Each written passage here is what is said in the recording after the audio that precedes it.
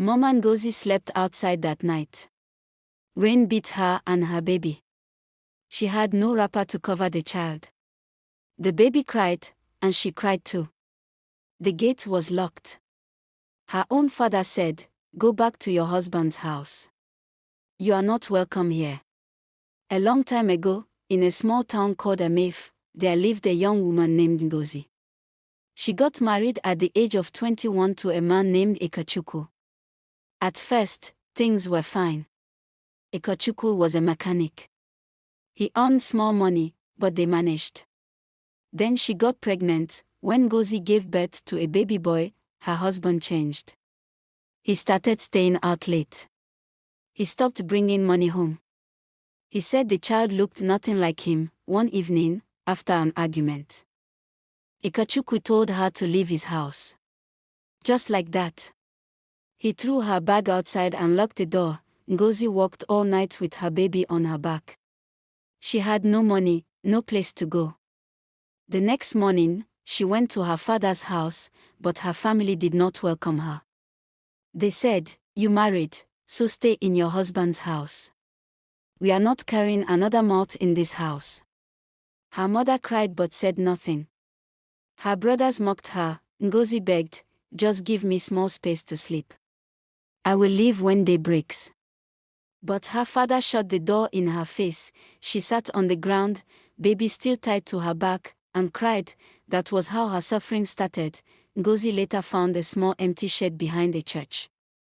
The pastor's wife allowed her to stay there. She sold roasted groundnuts on the roadside to feed her child. Every day, she carried him to her stall. When he cried from hunger, she gave him water. Sometimes, she ate nothing so he could eat. She named him Chibik, which means God is strength. Even though life was hard, Ngozi never gave up.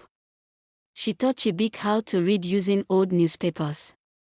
She kept small coins in a tin under her mat. That money was for school. When he turned 5, she enrolled him in the community school. Sometimes he was sent home for not paying fees. Ngozi would cry.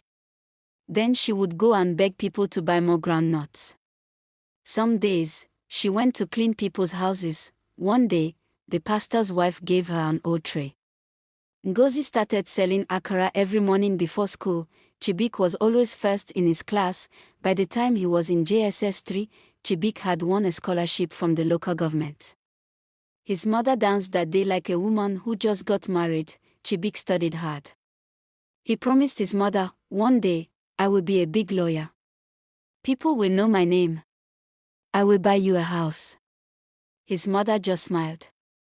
"My son, even if you become nothing, I'm already proud of you." After secondary school, he got another scholarship, this time from a big politician who heard him speak at a debate. He went to university. While in school, he worked part-time in a law firm and read every night until his eyes were red. Mama Ngozi, now selling cooked rice and beans in front of the market, kept praying for him. She always said, "God, I don't want plenty. Just help my son to climb." Years later, Chibik became a top lawyer in Lagos. People paid him millions to handle their cases. He bought a house for his mother. Then a car. Then a shop. She moved into her new house and left the old shed behind. One Sunday morning, a man knocked at their gate. It was Ikechukwu, the father who chased them away many years ago. He looked sick, old, and broke. Ngozi stood still when she saw him. He knelt down and said, "Forgive me. I made a big mistake. I didn't know he would become something." Chibik stood beside his mother and asked, "Mommy, should I let him in?" Ngozi looked at the man and said, "I forgive you. But the boy you threw away is now a man. Let him decide." Ikechukwu begged, "I'm sorry, my son." Chibik looked at him for a long time. Then he said, "You didn't raise me. You didn't suffer with my mother. You can't come now that life is sweet. I will not throw you away like you threw us. But don't expect to be called father." He gave him money for hospital and told him to go. Years later, when Ngozi turned 60, Chibik threw a big birthday party. All the market women came. Even the pastor and the politician who helped came. People cried when Chibi gave a speech. He said, "My mother is the reason I'm alive. She sold groundnut to pay my school fees. She never left me. Today, everything I have, she owns." He gave her the key to a new house in Abuja.